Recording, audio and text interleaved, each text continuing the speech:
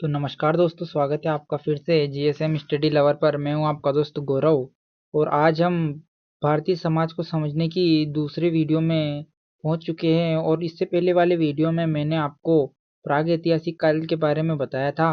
तो हमने इतिहास को समझने के लिए इसे 3 भागों में बांटा था: प्राग ऐतिहासिक काल, आद्य ऐतिहासिक काल और ऐतिहासिक काल।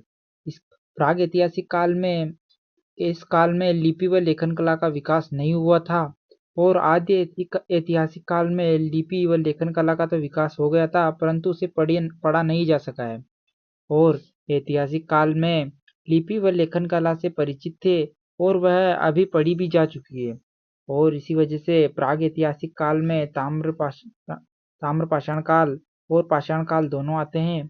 और आद्य ऐतिहासिक काल में हम सिंधु घाटी सभ्यता को पढ़ेंगे। और ऐतिहासिक काल में प्राचीन भारत का इतिहास, मध्यकालीन भारत का इतिहास और आधुनिक भारत का इतिहास आता है। तो अब हम आज सिंधु घाटी सभ्यता के बारे में समझने वाले हैं, तो बने रहिएगा वीडियो के अंत तक। और अगर आप इस चैनल पर सबसे पहले आए हो तो चैनल को सब्सक्राइब करके घंटी के बेल आइकन को जरूर दबाइएगा और बने रहिए हमारे साथ। चलिए शुरू करते हैं। सिंधु घाटी सभ्यता, हड़प्पा सभ्यता का कालक्रम जो है वह 2500 ईसा पूर्व से 1750 ईसा पूर्व तक माना गया है और यह विश्व की सबसे प्रथम शहरी सभ्यता भी माना गया है। सिंधु घाटी सभ्यता को ही हड़प्पा सभ्यता भी कहा जाता है क्योंकि यहाँ पर सबसे पहले खुदाई हड़प्पा शहर की गई थी, जो कि यहाँ का सबसे बड़ा और प्राचीनतम स्थल माना गया है। सिंधु नदी के किनारे जो स्थित है, इसीलिए इसका नाम सिंधु घाटी सभ्यता भी रखा गया है।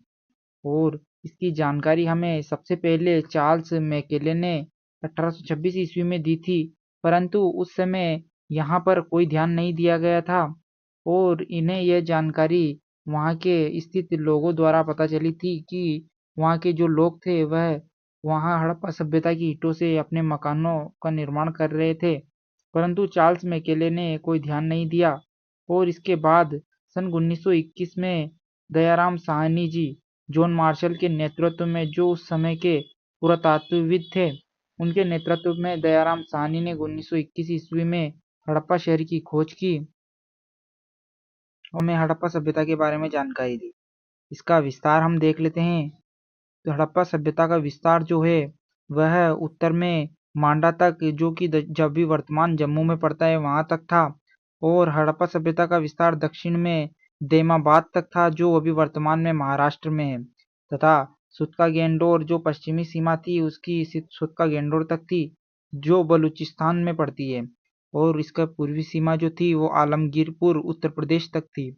और दोस्तों, इसका आकार जो था वह त्रिभुजाकार था।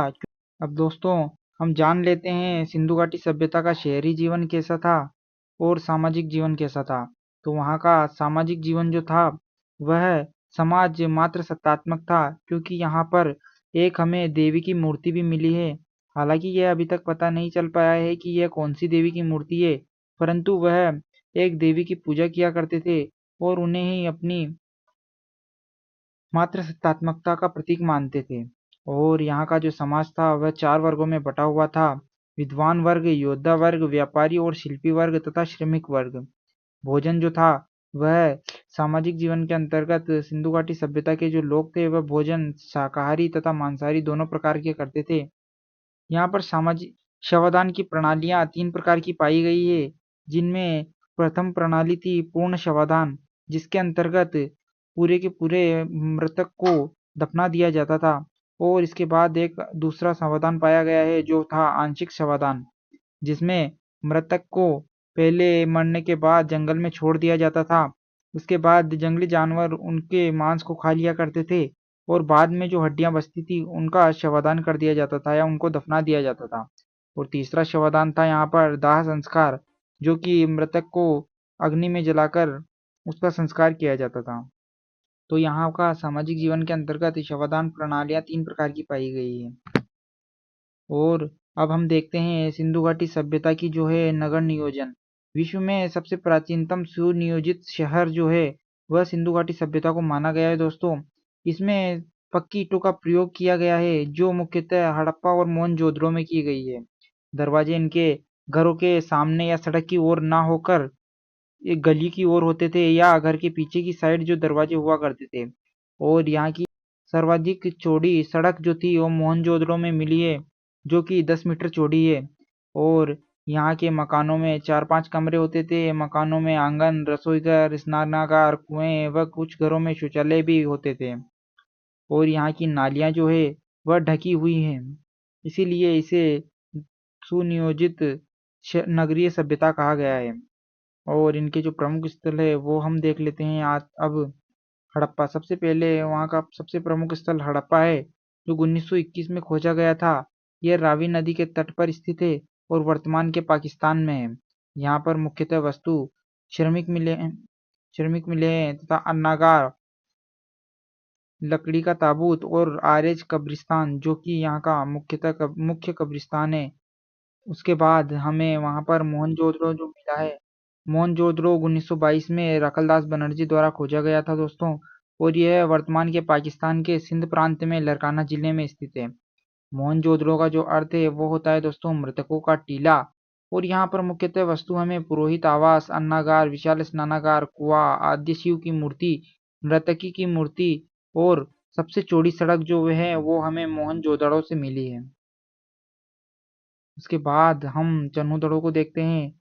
तो यहाँ पर चन्नू की खोज जो है वो गोपाल मजूमदार ने की थी और यह वर्तमान में पाकिस्तान में स्थित है।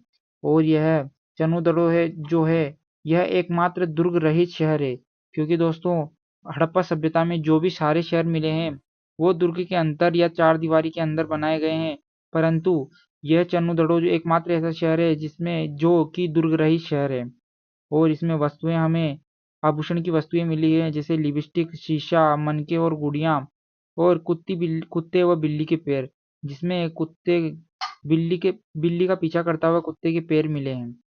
और रोपड़, इसके बाद हम रोपड़ में देख लेते हैं। तो रोपड़ की जो खोज है वो यज्ञदत्त शर्मा ने की थी और यह वर्तमान पाकिस्तान की सतलज नदी पर स्थित है। और यहाँ मानव के साथ कुत्ते को दफनाया गया था, जिसके हमें यहाँ पर प्रमाण भी मिले हैं। उसके बाद हम कालीबंगा को देखते हैं। दोस्तों कालीबंगा जो है इसकी खुदाई बीके थापर और बीबी लाल ने की थी और ये वर्तमान के राजस्थान के घग्गर नदी के किनारे स्थित है। कालीबंगा का अर्थ काले मिट्टी की चूड़ी या काले रंग की चूड़ियां होता है। और यहाँ पर मुख्यतः हमें वस्तुएं हल्के जुते हुए साक्ष्य, अलंकृत ईंटें, हवन कुंड और चूड़ियां मिली है। और उसके बाद अंत में हम धोलावीरा को देखते हैं। धोलावीरा की जो खुदाई है वो रविंद्र सिंह बिट्ट ने की थी और यहाँ से हमें मुख्यतः स्टेडियम का साक्ष्य मिला है। और उसके बाद हम सुरकोटदा को देखें तो इसकी खुदाई जगपत जोशी ने की है और यहाँ पर हमें घोड़े की हड्डियों के साक्ष्य मिले हैं। और एक और लोथल की खुदाई जो है वो SR राव ने की है और ये वर्तमान गुजरात के भोगवा नदी के किनारे स्थित है। यहाँ पर हमें मुख्यतः बंदरगाह और घरों की जो दरवाजे हैं वो सड़कों पर मिले हैं। और दोस्तों इसके बाद सिंधु घाटी सभ्यता के जो मुख्य या महत्वपूर्ण तथ्य हैं वो जान लेते हैं। तो इसके मुख्य और महत्वपूर्ण तथ्य के अंतर्गत सिंधु घाटी सभ्यता को हड़प्पा सभ्यता, सेंगव सभ्यता या कांस्य युगीन सभ्यता भी कहा जाता है, क्योंकि इसी समय कांस्य का उपयोग प्रारंभ हुआ था। इसकी जो लिपि है वो भाव चित्रात्मक और दाएं से बाएं लिखी जाती थी और यह कपास के उत्पादक में प्रथम उत्पादक देश था। मुख्य व्यवसाय इनका व्यापार था और इन्होंने मापतोल से की प्रणाली की शुरुआत कर दी थी और यह लोहे से उस समय परिचित नहीं थे। मोहरें जो होती थी वह मुख्यतः सेलखड़ी नामक पत्थर की बनाई जाती थी। तो इस प्रकार दोस्तों आज का हमारा वीडियो यहीं ख़त्म होता है और इसके बाद अब हम मिलेंगे अगले वीडियो में। तब तक के लिए दीजिए मुझे इजाज़त। और वीडियो पसंद आया हो तो वीडियो को लाइक और शेयर करना बिल्कुल भी ना भूलें। तो मिलते हैं अगले वीडियो में, तब तक के लिए जय हिंद, जय भारत।